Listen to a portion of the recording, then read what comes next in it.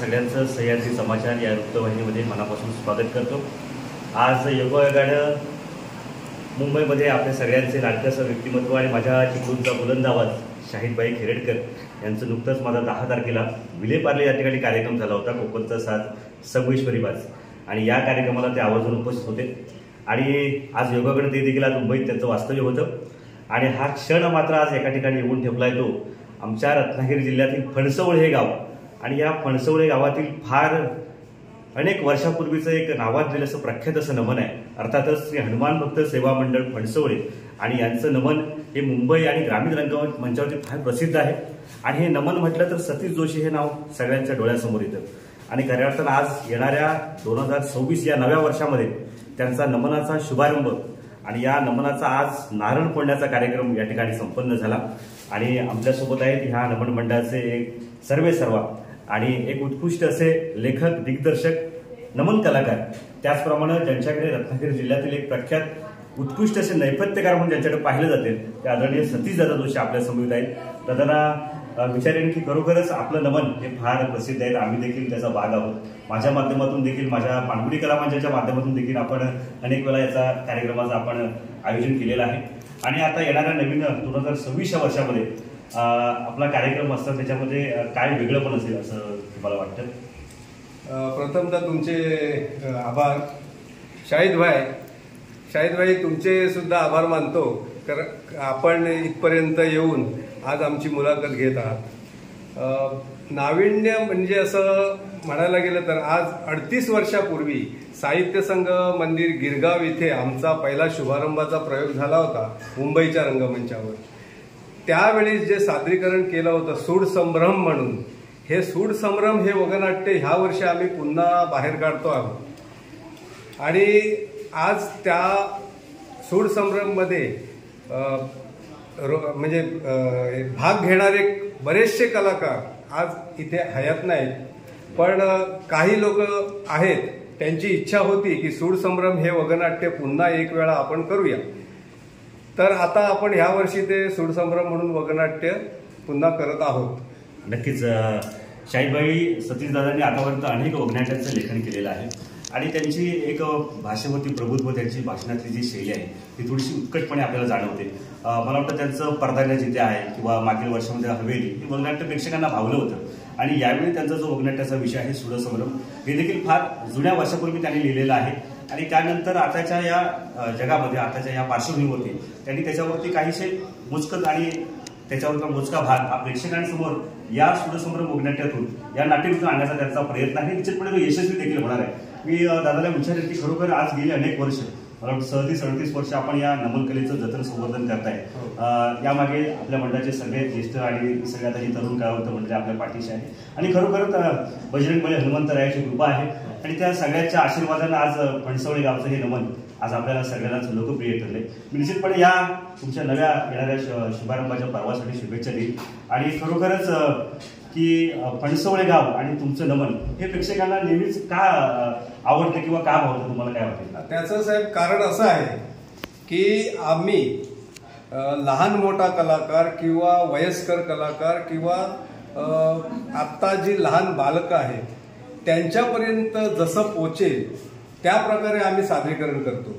म्हणजे पुराणावर आधारित आम्ही गणेश पुराण हे पहिलं दाखवल्याशिवाय पुढे कार्यक्रम करत नाहीत। गणेश पुराण झाल्याच्या नंतर गवळण म्हणजे ती रंगतदार असते, गाणी असतात आणि गणेश पुराणाची जी कथा असते ती वयस्कर लोकांना आवडते म्हणून आम्ही गणेश पुराण पहिलं करतो, नंतर गवळण करतो आणि वगनाट्य हे आमचं एक वेगळ्या शैलीचं असतं म्हणून लोकांना ते भावतं। इथपर्यंत लोकांचा प्रतिसाद आपल्याकडे येतो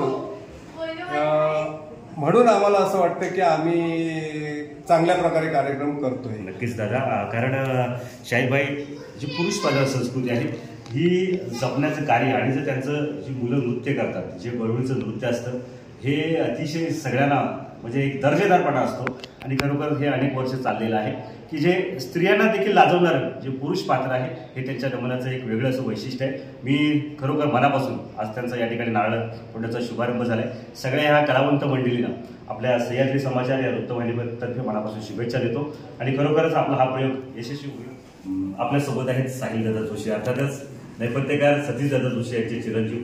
खरोखर वडिलोपार्जित जो वारसा आहे हा चालवण्यासाठी आताची त्याची तरुण पिढी यामध्ये सक्रिय होते आणि त्यामध्ये साहिल दादा जोशी हा देखील एक चांगले कलाकार आहेत.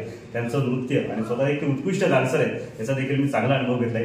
साहिल दादा, आपणास काय काय वाटेल की आपल्या वडिलांनी खरोखर ह्या लोककलेचं म्हणजे आपलं कौटुंबिक जीवन जगताना आपला जो व्यवसाय आहे हे सांभाळत असताना या नमन कलेसाठी त्यांची जी धडपड आहे की आम्हाला सगळ्यांना जाणीव आहे त्या गोष्टीची आणि खरोखर त्या माध्यमातून त्यांचं नाव देखील चांगले लौकिक झाले.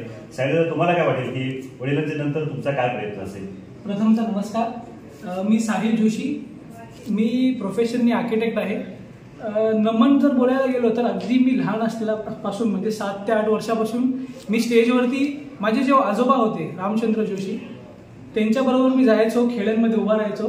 तेव्हापासून ती उत्सुकता होती. जेव्हा मृदुंगाचा थाप पडतो ते जे आमच्या म्हणजे लहानपणापासून आम्ही ते अनुभवलेलं आहे. तो जो वातावरण असतं ते जे असतं ते आमच्या अंगात संचारलेलं आहे.